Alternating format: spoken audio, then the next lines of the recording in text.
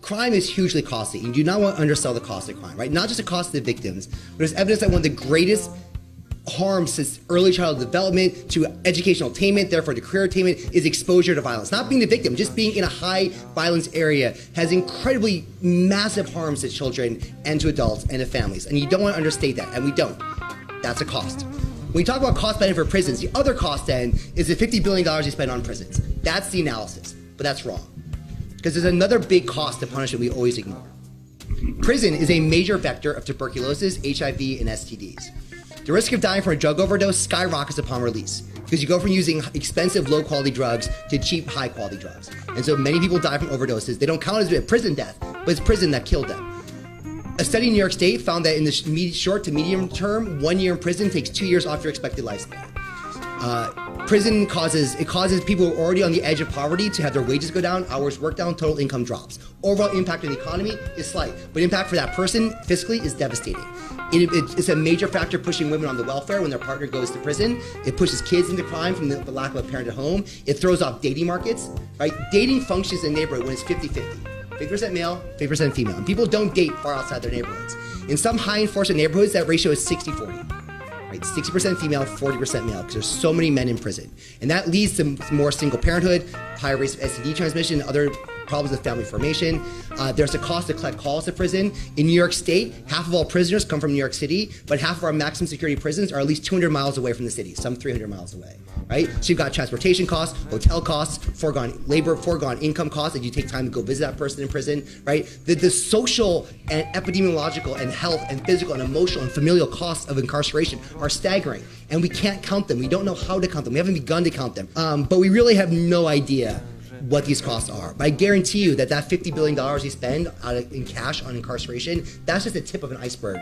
And there are a lot of victims who aren't necessarily the victims of crime. It's the kids and the partners and the people themselves, right? I mean, the people in prison are still people the last time I checked, right? That's a kind of a controversial position to view someone who committed a crime as still a person, but they are, right? And these are real costs, the physical harms, the sexual assault harms, right? There are a tremendous amount of costs and victimization that goes on with the punishment system itself.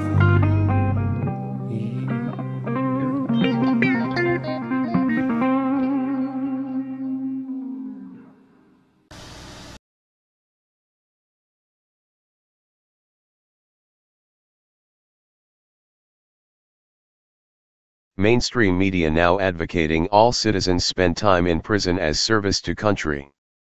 By Claire Burnish, July 4, 2017. Corporate media achieved a new level of absurdity last week, when Jesse Ball, writing for the Los Angeles Times, suggested every American be required to spend a stint behind bars every 10 years as a veritable guarantee to improve conditions of incarceration in the United States. In the piece titled, "Everyone Should Go to Jail, Say, Once Every 10 Years, Ball writes. A notable demand that is made upon the citizens of the United States of America is that of jury duty. Although many despise, hate, and avoid it, there is a general sense that the task is necessary. We believe a society is only just if everyone shares in the apportionment of guilt. To this demand of jury duty, I would like to add another, and in the same spirit.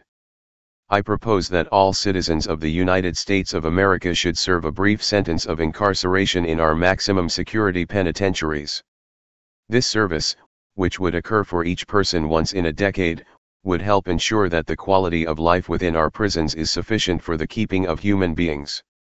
Without foreknowledge on length of stay and other details, citizens would languish behind the same bars as convicted criminals under Ball's proposal, albeit in a section separated from offenders, assumedly not to confuse jailers and inmates, or endanger anyone serving incarceration duty. But Ball misses the point, feeding the elephant in the room of overcriminalization of daily life, excessive laws, and, worst by far of all, the normalization of incarceration as conditional to the American way of life, lecturing all of us to walk a mile in the shoes of the convicted rather than declaring the brazen failures of the injustice system evidence enough, itself, for dismantling the whole dysfunctional mess. Advertisement. After all, according to the Prison Policy Institute, the United States now cages some 2.3 million of its roughly 326.5 million total people, the largest per capita incarcerated persons of any nation on the entire planet. Read more. Cop who busted people for victimless crimes, gets busted for victimless crimes. An interplanetary traveler would logically conclude it a prison nation or, at least, one astonishingly rife with thugs, murderers, thieves, and worse. Even the more law and order, authoritarian among us could see the flaws evident in a system claiming freedom, while locking away proportionally more than even the dictatorial fascist regimes our troops putatively combat. While undoubtedly posited from a place of compassion as a plea for ethics in imprisonment, Ball's somewhat tongue-in-cheek proposal unfortunately evinces the frequency with which band-aids are applied as a fix for gaping structural flaws which should otherwise condemn the system to demolishment. But, worst of all, this proposition capriciously normalizes the American incarceration state. Consider how those 2.3 million souls wound up stuffed into the cramped confines of the nation's myriad federal, state, and local facilities, or, worse judging by a voluminous body of anecdotal accounts, one of the altogether notorious prisons for profit, managed by private corporations intent only on thrift in housing its human commodities to save the state some pennies. Most of the convicted behind bars have committed nonviolent crime, but moralizing on personal vice and legislation enacted sanctimoniously against substances have exploded the nation's prison population to alarming proportions. A court or jury decision of guilt in no way can be characterized on par with laws governing ethics and human rights, for, if a candid observation of inmate records were ventured, a sweeping sum could be said to have landed in prison by violating the state's prohibition on the cannabis plant. And not violently so. Forgetting for a moment the law is the law, to describe a society as just, which chooses to not only cement unjust ideas into law, but imprison violators of aberrant legislation, particularly in cases of medicinal use, must be the pinnacle of hypocritical pomposity, if not the telltale heart of a dying empire. Sure, forcing, on penalty of prison, yet more behind bars to prove how base the conditions behind bars might actually assist the vocal calling to improve conditions behind bars, but if so many have been locked there for reasons only justifiable for the violation interned in the print of legal tomes, the plan is an exercise in pure futility. Unless it simply normalizes prison life as a veritable inevitability, might as well prepare for the eventuality some offensive chunk of life will be wasted rotting between the torrid walls of a prison cell. The irony, palpable. No, we do not need to send the relatively innocent to prison to endure torturously foul food and varying degrees of inhospitability to prove locking people in cages does nothing to curb crime. Indeed, the opposite is arguably true. It's the system, broken, not people's compassion. Juries convict based on flawed evidence, evidence omitted by technicality, and an embarrassing list of other inexcusable conditions accumulated on the books over centuries, and more laws and regulations find their way to the ledger every day. They're creating additional ways to make you a criminal, so, in that sense, Ball might be onto something. Get ready for prison, dear young people. By the time you're an adult, there won't be a thing you can do without somehow breaking the law, the writer unintentionally asserts between the lines. I wonder, Ball continues, once all you citizens of the United States are passing in and out of prison on a regular basis, will the conditions there not seem singularly urgent? Just picture congressmen, priests, stock traders, truck drivers, people of every faith, color, description, all for once sharing in something. Sharing in the memory of peering out from inside prison walls isn't conducive to solving the issue of mass incarceration.